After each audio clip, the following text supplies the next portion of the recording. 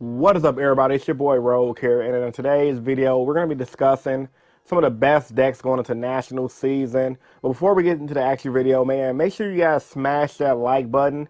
Let this video get up to 500 likes. That's always the video goal.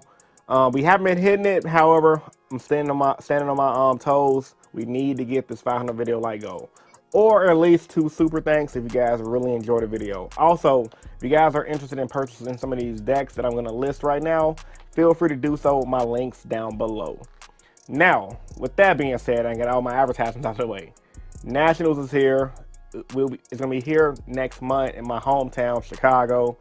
And these meta decks are going to bite you guys in the ass if you guys are not prepared for it. So make sure you guys pay attention to what I'm saying in this video. I mean, a lot of you guys that have been playing locals consistently and going to events consistently like I have recently, I already know about these decks. But with that being said, for you guys that have not, and you guys just want to come to nationals for fun and try to compete, be on the lookout, man, because these decks will get you. Now, before I even get to this list, I'm going to get my honorable mention out the way. Flunderies. It's a good deck. However, I don't see it a lot at locals. And while I do see it top 8 in regionals here and there, there's another deck on this list that I think has been doing better recently, which is why I kind of compiled this into a top 5 instead of like a top 10. Because truthfully, at nationals, you guys are going to see a slew of decks. Tons of different road decks, from Heroes to Solomon Grays to Sky Strikers. However, I think these are going to be the best decks to play going into this event. So with that being said, here's my list, man. Coming in number 5, Drytrons. Now, I picked this over Flunderies. Reason being, man, Herald is a heck of a card to deal with. You get them on the opponent, get them on the board, they win. There's a reason why a lot of players are starting sometimes main deck Dark Rule No More and or side deck the Droplets, because decks like Drytrons are still really good. They have a good grind game. They can recard their resources really good. And on top of that, there's multiple different versions. One of the lesser popular versions that's still solid is the Megalith version that goes heavily for OTK. So yeah, man, just being left at Drytrons, it's been top 8ing a lot of regionals recently. And I've been noticing it's been top 16 the LCS from the Luxury Gaming event. So with that being said, don't sleep on it. Come prepared for the matchup. Get your play testing in. And make sure you guys have at least Droplet or Dark Ruler No More on your side deck. And you guys should do pretty decent for that matchup, because like, the deck plays tons of hand traps. It has the built-in archetype hand trap, Herald and Orange Light. So if you guys get caught with your pants down against this matchup, don't come crying to me saying you didn't know about it, because I'm telling you guys right now, the deck is goofy. It's annoying. Don't sleep on it. Number 4, Adventure Punk variant. I'm sorry. We saving that one for later. Well, I guess we can keep that one in here as well. Adventure Punk base variants. So the Adventure Token deck is really powerful. There are tons of different ones. They go from the Adventure Token Punk Artifact Scythe Lock kind of goofiness decks to the 60 card base Scythe Lock Baron de la Flor. It's just tons and tons and tons and tons of variants for this deck. Most people nowadays are doing a Scythe Lock combo, which, once again, Droplet. If you're too cheap to afford Droplet, Chalice or Infinite Impermanence. However, with that being said, this deck is really annoying. The Adventure Token engine allows this deck a heck of a grind game. They spam the tokens, they make the Griffin. A lot of the times, they don't even be leaving Griffin on the board. They typically use the Adventure Token engine to use the stupid equip spell, bounce your monsters back, use the tokens, make links, and pop off. There's a reason why Birdie and Akane got banned, so that way at least we don't have to worry about DPE getting spammed in every freaking deck. However, with that being said, though, that don't mean this deck ain't good. I've been seeing a lot of people, especially at my locals recently, pop off with the Scythe Lock variants of this deck. So just don't sleep on it, man. There's 40 card decks that's heavily Scythe Lock focused, and then there's 60 card decks that's just going wombo combo, do a bunch of things. They want to run every engine so that every hand they draw is pretty good.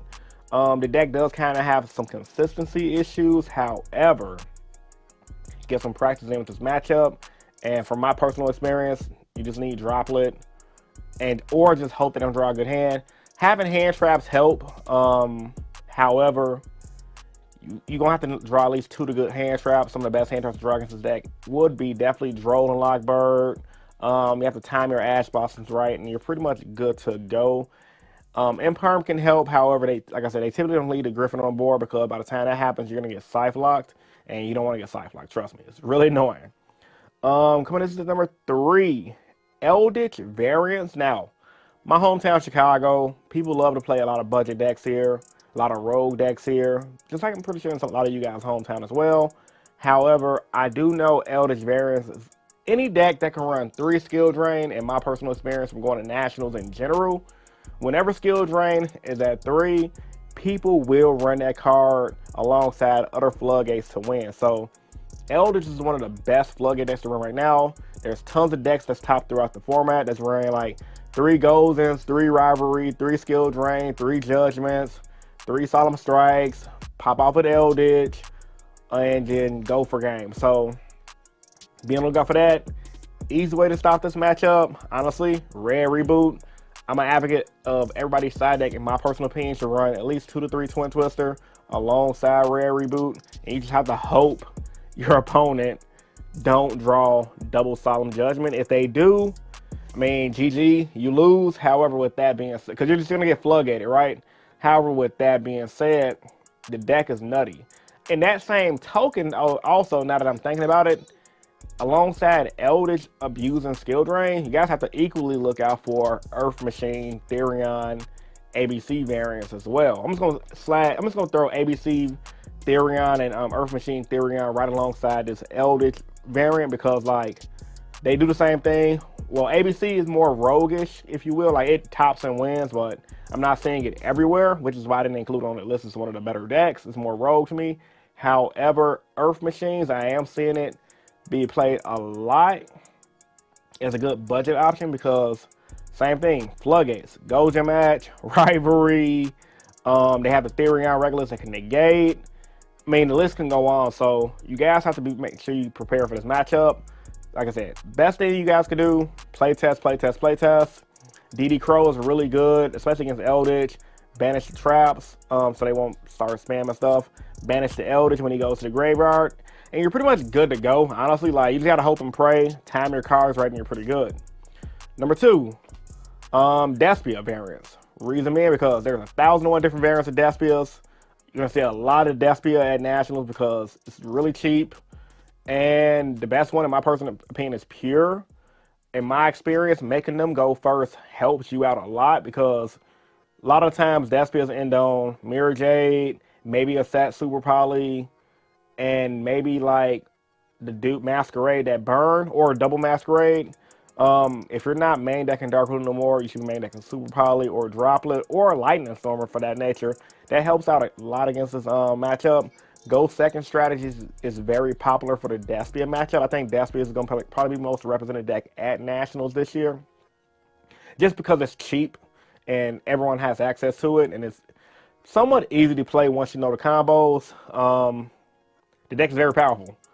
Good side deck cards for this matchup. Like I said, Super Poly, make them go first, and you're pretty much good to go. If you have to go first, keep your Super Polys in, have your D barriers ready, and just pray. Pray that they don't sack you, and pray that you open up your side deck, and you guys should be good, right? And last but not least, I don't want to keep this video too long, so I'm going to get straight to the point. I think, honestly, one of the better decks going into Nationals is Swordsoul. Reason being, and maybe because I play Heroes, and I know Swordsoul ain't winning everything across the country, but that deck under a good pilot is really good.